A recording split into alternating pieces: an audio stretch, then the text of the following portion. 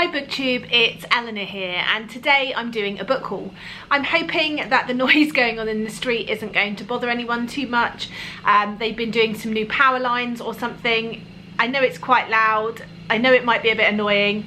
They hadn't started it when I thought about filming, so we'll see how we get on anyway.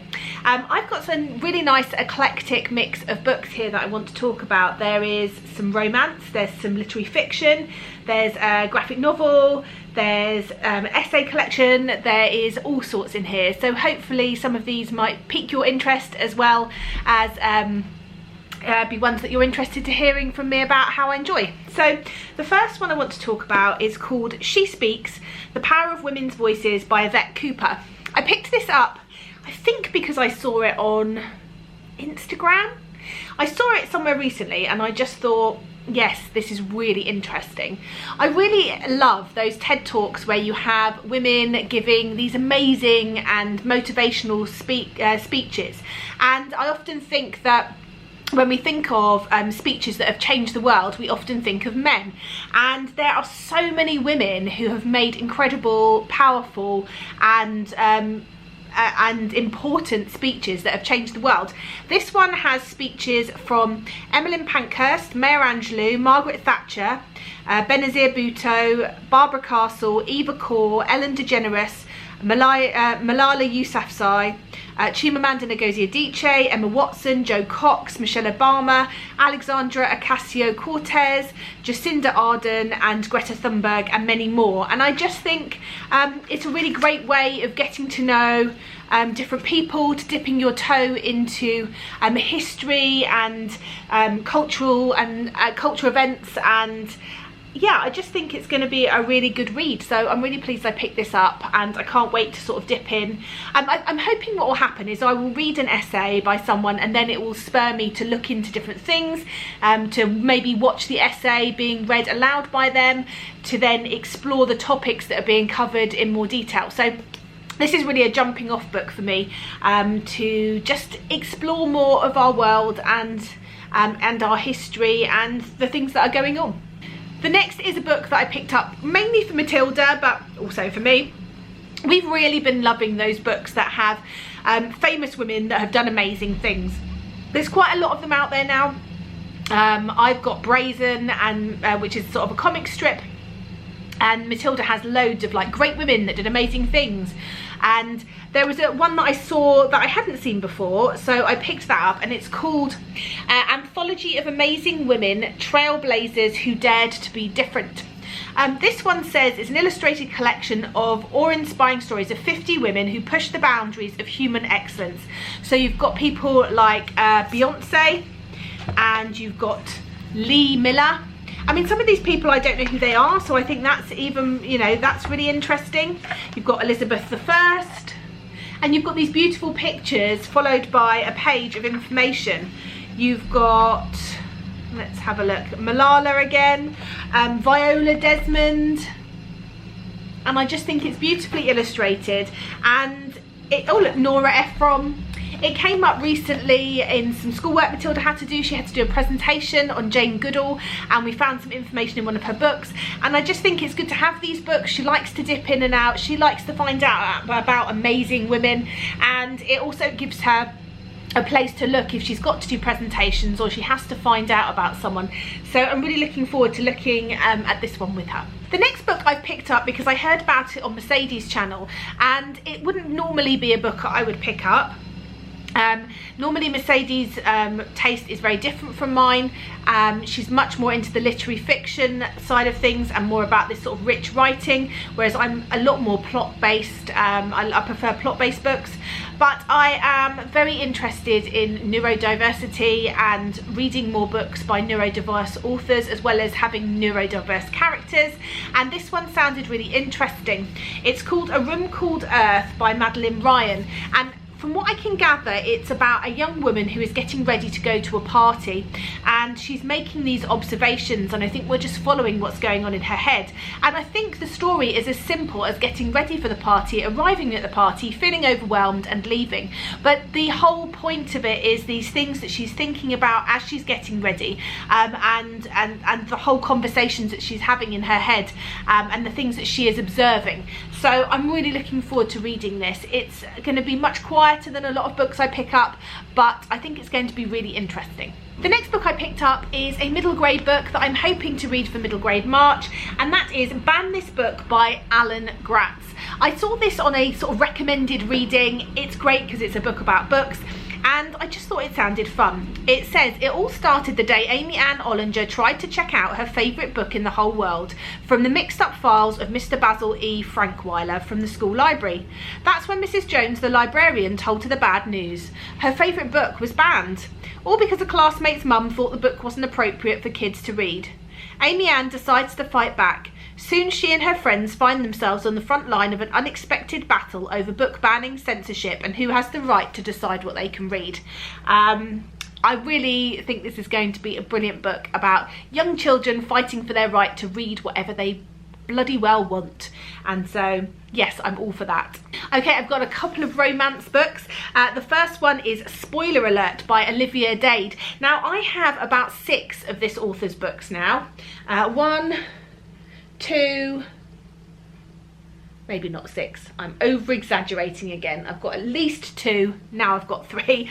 And so it's about time I get to them. This one is about a match made in fandom, and it's about Marcus, and he has a secret. I think he is part of a fandom and he's obsessed with this particular fan's writing, but he is also the star, I think, of a TV show. And yeah, he's the biggest star of this TV show, but he's also a prolific fan fiction writer. Through his stories, Marcus releases his frustrations with the show, but if anyone ever found out his online persona, he'd be fired. April has a secret of her own. She's a hardcore fan of Marcus's show, and she's long hidden her fan fiction and cosplay hobby from her real life, but not anymore. When she dares to post her latest costume creation on Twitter, her plus size take goes viral, and when Marcus asks her out to spite her critics, truth officially becomes stranger than fan fiction. On their date, Marcus quickly realises that he wants much more from April than a one-time publicity stunt. But with so many secrets between them, can they ever stop hiding, or will a match made in fandom never make it into real life? I just think this sounds really sweet. I love these sort of not sure who each other are. I love the fact that there's plus size representation in this. Tick, tick, tick, tick, tick. So I'm looking forward to this one. This next one I just think sounds hilarious. It's called The Wedding Game by Megan Quinn. The premise is that we have a woman who is like a superstar on Etsy. She bedazzles and bejewels and does all sorts of things. She has this Etsy store that is really popular, and her brother is getting married.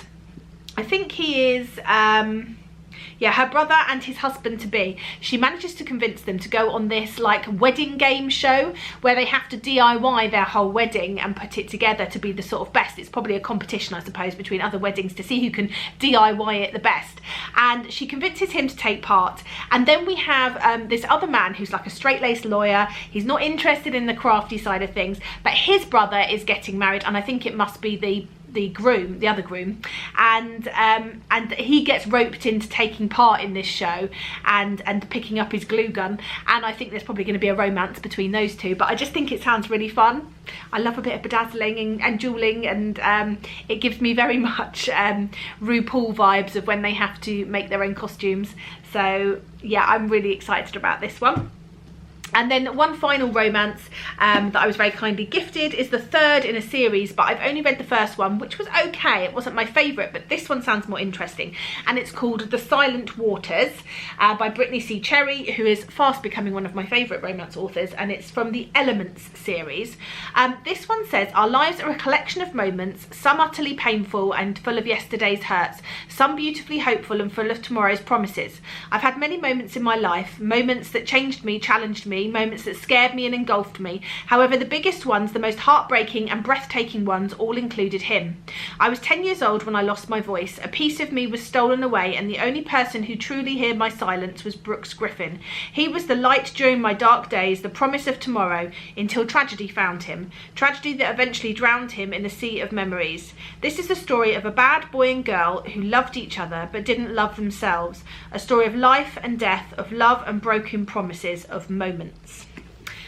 So I think this is going to be quite hard hitting. I think from what I've heard from people, there's some really heavy topics in here. So I'm going to go into this one when I'm feeling brave, but I'm looking forward to trying it out. And then the final book that I want to mention is a graphic novel that I felt like I wanted to try, and that is Crowded. This is volume 1, Soft Apocalypse. It's an Eisner Award nominee by Christopher Sabella, Rose Stein, Ted Brandt, Triona Farrell and Gardinal Ray. So that is the front cover, and this is a little look at the colour palette and artwork, which I really love the look of. It's exactly up my street, and it says 10 minutes in the future, the world runs on an economy of job shares and apps like Reaper, a crowdfunding platform for assassinations. When the seemingly normal Charlie Ellison wakes up one morning to $1 million campaign on her head, she hires Vita Slatter, the lowest rated bodyguard on the Defend app. As the campaign grows and all of Los Angeles comes gunning for them, Charlie and Vita have to figure out who wants Charlie dead and why before the campaign's 30 days or their lives are over. This just sounds hilarious, and yeah, I just think it's going to be really fun. I just love this idea of like apps taking over and you being able to like crowdfund and campaign to get someone killed. Yeah, ludicrous but funny, and I think there's a few volumes of this already out, so I can't wait to get stuck in and try this one. In fact, it's raining here today. Matilda's back at school now, and I don't start back until after the Easter holidays, and normally I try and get round and do a lot of things, but I've sort of cleaned the house, I've taken the dog out, and he's now very, very asleep. I'll see if I can show you, hold on. As you can see, that little head in there is the dog. He's very, very asleep in his dog donut. And so I think today is going to be one of those just cozying up and reading a book days. So I think I'm going to read this graphic novel. I've also got some graphic novels on Scribd I want to read. And maybe I will do a little bit of a graphic novel video today. I'll do a vlog of me reading those. And I think I'm also going to start this one because we're in March and it's middle grade March. And why not strike while the iron's hot? It's not often that I buy books and move straight in to read them, but I'm feeling this. I might start reading this one. So watch this space, and I look forward to speaking to you soon. Bye for now, BookTube.